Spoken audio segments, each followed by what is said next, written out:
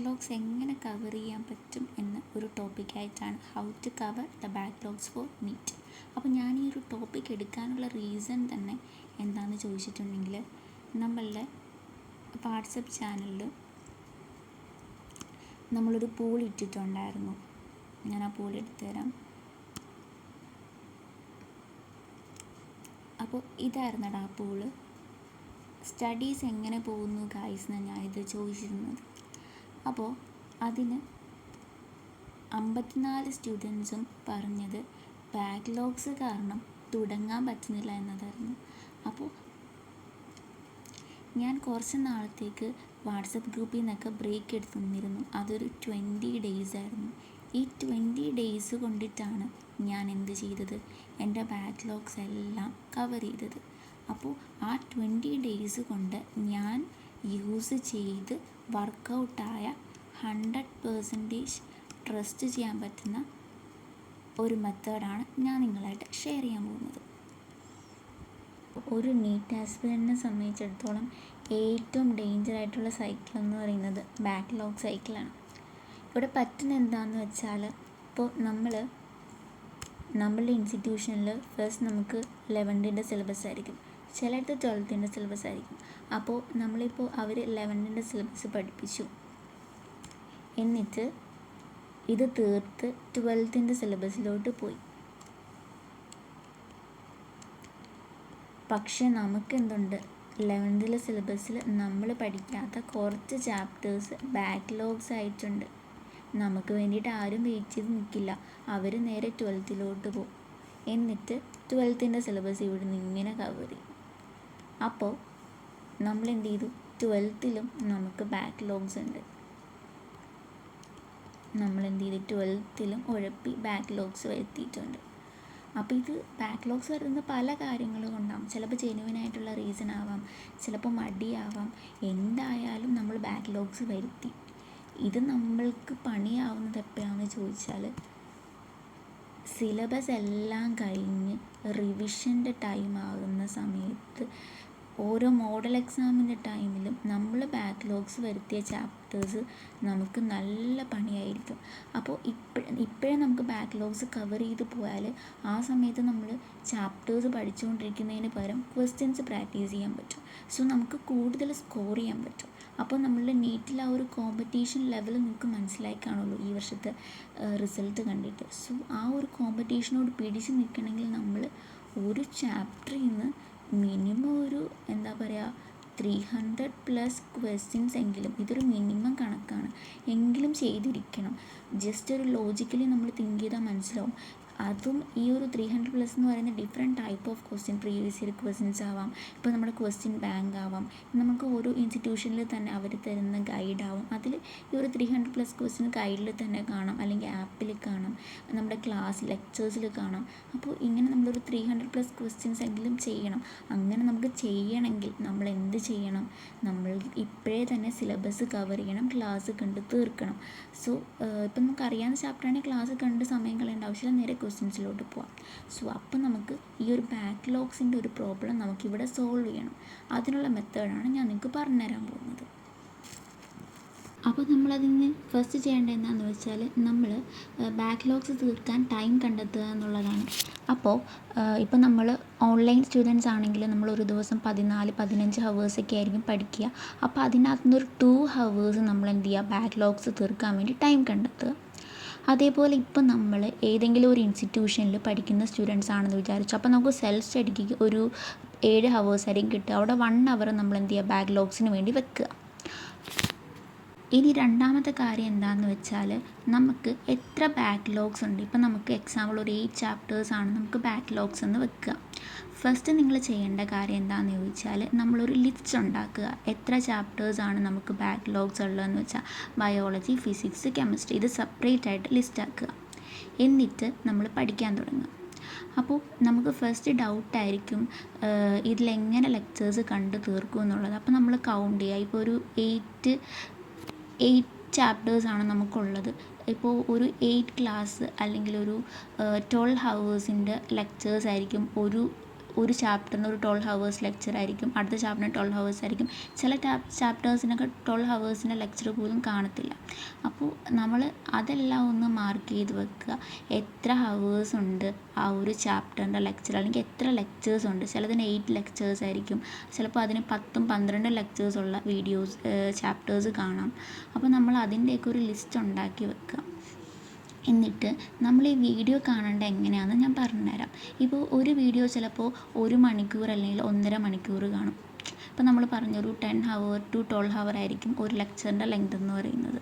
അപ്പോൾ നമ്മൾ എന്ത് ചെയ്യുകയെന്ന് വെച്ചാൽ 1x ഇട്ട് കാണുന്നതിന് പകരം നിങ്ങൾ എന്ത് ചെയ്യുക, 1.5x അല്ലെങ്കിൽ 1.75x ഇട്ട് കാണുക. ഞാൻ അങ്ങനെയാണ് കണ്ടുകൊണ്ടിരുന്നത്.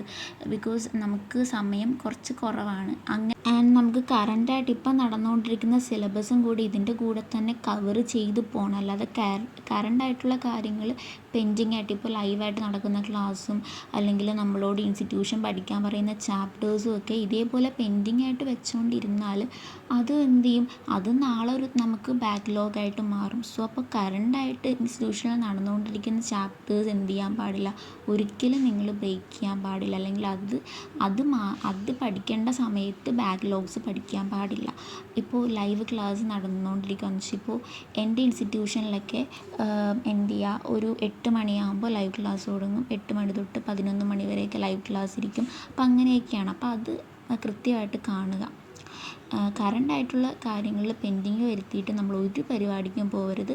അത് പിന്നീട് നമുക്ക് ബാക്ക്ലോഗായിട്ടേ വരുള്ളൂ. സോ അതെല്ലാവരും ശ്രദ്ധിക്കുക. അങ്ങനെയുള്ള മണ്ടത്തരങ്ങളൊന്നും കാണിക്കരുത്. അപ്പോൾ ഇങ്ങനെ നമ്മൾ 1x അല്ലെങ്കിൽ 1.5x ഇടുന്നതിൻ്റെ ഗുണം എന്താണെന്ന് വെച്ചാൽ നമുക്ക് 2 ഹവർ കൊണ്ട് എന്ത് ചെയ്യാൻ പറ്റും, 2 വീഡിയോയോളം നമുക്ക് കണ്ടു തീർക്കാൻ പറ്റും. അതായത് 1 മണിക്കൂർ തൊട്ട് 1.5 മണിക്കൂർ വരെയുള്ള വീഡിയോ ആയിരിക്കുമല്ലോ ഉള്ളത്. ചിലപ്പോൾ 2 മണിക്കൂറിൻ്റെ വീഡിയോ ഒക്കെ കാണാം. അപ്പോൾ നമുക്ക് എന്ത് ചെയ്യുക, നോട്ട്സ് എടുക്കുന്നതിനൊരു കാര്യം ഞാൻ പറഞ്ഞുതരാം. നിങ്ങൾക്ക് നിങ്ങളുടെ ഇൻസ്റ്റിറ്റ്യൂഷനിൽ PDF ആയിട്ട് ലെക്ചർ നോട്ട് കിട്ടുമോ, അല്ലെങ്കിൽ സ്ലൈഡ്സ് ഒക്കെ കാണുമല്ലോ. അപ്പോൾ ജസ്റ്റ് എന്ത് ചെയ്യുക, അങ്ങനെ PDF എല്ലാം കയ്യിലുണ്ടെങ്കിൽ അതൊക്കെ നോക്കി പഠിച്ചാൽ മതി.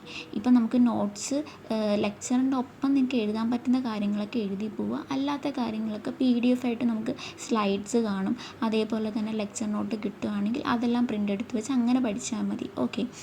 ഇനി നോട്ട്സ് എഴുതി ലെക്ചർ കാണുന്നതിൻ്റെ കൂടെ പുഷ് ചെയ്ത് നോട്ട് എഴുതി വെച്ചാൽ നമുക്ക് എന്ത് ചെയ്യും, അപ്പോൾ ലാഗാകും. ഈ 2 ഹവർ കൊണ്ട് 2 വീഡിയോ എന്ന് പറയുന്ന സാധനം നമ്മൾ കണ്ടു തീർക്കാൻ ഒരിക്കലും പറ്റത്തില്ല. സോ നമ്മൾ ഒരുപാട് സമയം ലെക്ചർ കാണാൻ വേണ്ടി എടുക്കരുത്. അതിനകത്തുള്ള കാര്യങ്ങൾ മനസ്സിലാക്കിയാൽ മതി. ഇനി അടുത്ത കാര്യം എന്ന് വെച്ചാൽ ക്വസ്റ്റ്യൻ പ്രാക്ടീസ്. അപ്പോൾ ഈ ക്വസ്റ്റ്യൻ പ്രാക്ടീസിൻ്റെ കാര്യത്തിൽ നമ്മൾ എന്ത് ചെയ്യുക, നമുക്ക് DPP കാണുമല്ലോ നമ്മളുടെ ഇൻസ്റ്റിറ്റ്യൂഷനിൽ അപ്പോൾ DPP എന്ത് ചെയ്യുക, ഫോളോ ചെയ്യുക. ആ DPPയിലുള്ള ക്വസ്റ്റ്യൻസ് ചെയ്യുക. ഇനി ആ DPPയിലുള്ള ക്വസ്റ്റ്യൻസ് ചെയ്ത് കഴിഞ്ഞതിന് ശേഷം മാത്രം, കാരണം നമ്മുടെ ഇൻസ്റ്റിറ്റ്യൂഷനിൽ അവരന്ന് പഠിപ്പിക്കുന്ന ക്ലാസ്സിൻ്റെ DPPs അല്ലെങ്കിൽ ക്വസ്റ്റ്യൻസ് ആയിരിക്കും തരിക, അല്ലെങ്കിൽ നമ്മുടെ വർക്ക് ബുക്കിൽ നമ്മളുടെ ഇൻസ്റ്റിറ്റ്യൂഷനിലുള്ള മെറ്റീരിയൽ, അപ്പോൾ അതിൻ്റെ ആയിട്ടുള്ള ക്വസ്റ്റ്യൻസ് ആയിരിക്കും നമുക്ക് ചെയ്യേണ്ടി വരിക. നമ്മൾ എക്സ്ട്രാ ആയിട്ട് വേറെ മെറ്റീരിയൽ തപ്പി പോകുമ്പോൾ ചിലപ്പോൾ നമ്മൾ ആ ഒരു ക്ലാസ്സിൽ പഠിപ്പിച്ചതിൻ്റെ അല്ലാത്ത വേറെ ക്വസ്റ്റ്യൻസ് കാണാനുള്ള സാധ്യതയുണ്ട്. അപ്പോൾ നമ്മുടെ കോൺഫിഡൻസ് പോകാനുള്ള ചാൻസ് ഉണ്ട് നമുക്കറിയാത്ത കാര്യം കാണുമ്പോൾ. പിന്നെ നമ്മളെന്ന് വെച്ചാൽ PYQ ആൻസർ ചെയ്യുക എന്നുള്ളതാണ്. PYQ ആൻസർ ചെയ്യുക. അതേപോലെ വേറെ നിങ്ങളുടെ കയ്യിലുള്ള ബുക്കിലെ ക്വസ്റ്റ്യൻസ് ആൻസർ ചെയ്തോ, പക്ഷേ നിങ്ങൾ അതിൻ്റെ ലെക്ചർ നേരത്തെ കണ്ട ലെക്ചർ അല്ലെങ്കിൽ ഇന്നിപ്പോൾ കണ്ട ലെക്ചറാണ്, അപ്പോൾ അതിൻ്റെ അതുമായിട്ട് ബന്ധപ്പെട്ടുള്ള ക്വസ്റ്റ്യൻസ് ആ ഗൈഡിലുണ്ടെങ്കിൽ എന്ത് ചെയ്യുക, നമ്മളത് ചെയ്യുക. പിന്നെ ഞാൻ പറഞ്ഞൊരു കാര്യമാണ്, നമ്മുടെ കറണ്ടായിട്ടുള്ള എന്ത് ചെയ്യുക, സിലബസ് അല്ലെങ്കിൽ നമ്മുടെ കറണ്ടായിട്ടുള്ള ക്ലാസ് ഒന്നും മിസ് ചെയ്യാതിരിക്കുക. എല്ലാവരും ചെയ്യുന്നൊരു പരിപാടിയാണ്, എനിക്ക് കുറേ ബാക്ക്ലോഗ്സ് ഉണ്ട്, അതുകൊണ്ട് എന്ത് ചെയ്യുക, ഫസ്റ്റ് ഞാൻ ബാക്ക്ലോഗ്സ് കവർ ചെയ്യാം, എന്നിട്ട് ഞാൻ ഓർഡറിലേ പഠിക്കുകയുള്ളൂ അല്ലെങ്കിൽ കറണ്ട് സിലബസിലോട്ടേ പോവുള്ളൂ എന്നൊക്കെ പറഞ്ഞുകൊണ്ടിരിക്കുന്നത്. കറണ്ടായിട്ടുള്ള ലെക്ചർ എല്ലാം കാണുക, അതിൻ്റെ നോട്ട്സ് എഴുതുക, അതിൻ്റെ ക്വസ്റ്റ്യൻസ് പ്രാക്ടീസ് ചെയ്യുക, അങ്ങനെയുള്ള എല്ലാ കാര്യങ്ങളും ചെയ്യുക. അതിലൊരു വിട്ടുവീഴ്ചയും വരുത്തരുത്. ബാക്ക്ലോഗ്സ് ഉണ്ടെന്ന് പറഞ്ഞ് കറണ്ടായിട്ടുള്ള ടോപ്പിക്സ് മിസ് ചെയ്യുന്നത് ആനമണ്ടത്തിലാണെന്ന് ഞാൻ പറയുള്ളൂ. ബിക്കോസ് അത് ഒരിക്കലും നമ്മൾ ചെയ്യാൻ പാടില്ല. ആൻഡ് പിന്നെ ഒരു കാര്യമെന്ന് വെച്ചാൽ, നിങ്ങൾ ക്വസ്റ്റ്യൻസ് പ്രാക്ടീസ് ചെയ്യുമ്പോൾ PYQs ഫസ്റ്റ് ചെയ്യാൻ ശ്രമിക്കുക എന്നുള്ളതാണ്.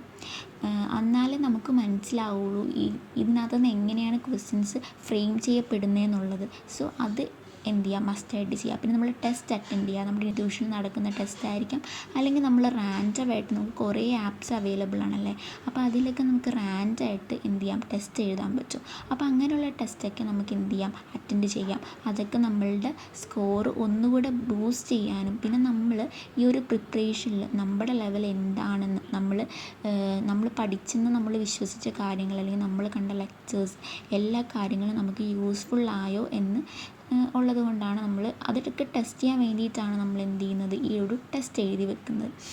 പിന്നെ നമ്മൾ എന്ത് ചെയ്യുക, അതിലെ സ്കോർ അനലൈസ് ചെയ്യുക. പിന്നെ അതിൽ തെറ്റിപ്പോയ ക്വസ്റ്റ്യൻസ് എല്ലാം നമ്മളൊരു മിസ്റ്റേക്ക് ബുക്ക് ഉണ്ടാക്കി അതിൽ മാർക്ക് ചെയ്ത് വെക്കുക. തെറ്റിപ്പോയ ഒരു ക്വസ്റ്റ്യൻ നമുക്ക് തെറ്റിപ്പോയി, അവിടെ നമ്മുടെ കോൺഫിഡൻസ് കളയല്ല വേണ്ടത്.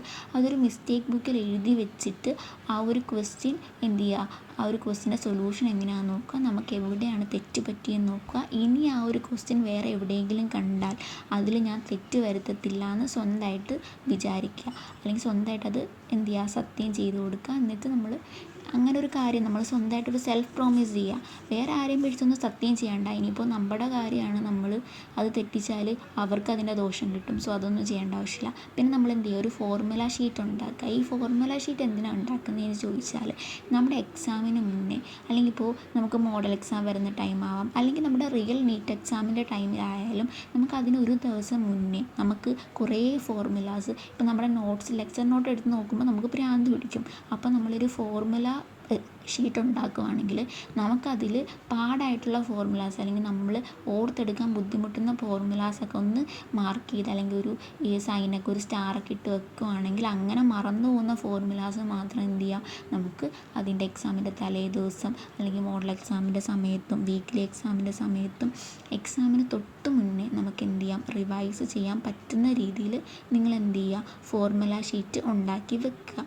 ഫോർമുല ഷീറ്റ് കാണുമ്പോൾ വട്ട് പിടിക്കുന്ന രീതിയിൽ ലെക്ചർ നോട്ട് പോലെ എഴുതി വെക്കാനല്ല പറഞ്ഞത്, ജസ്റ്റ് ഫോർമുല മാത്രം എഴുതുക, അത് മാത്രം മതി. അല്ലാതെ ഓവറായിട്ട് വലിച്ചു വാരി ചളകുളമാക്കരുത്. അവസാനം എന്ത് ചെയ്യും, നമ്മൾ എക്സാമിൻ്റെ സമയത്ത് ഫോർമുല ഷീറ്റ് എടുത്ത് നോക്കുമ്പോൾ ഫോർമുല ഷീറ്റ് ലെക്ചർ നോട്ട് പോലെ ഇരുന്നാലും നമുക്കൊന്നും പഠിക്കാൻ പറ്റത്തില്ല.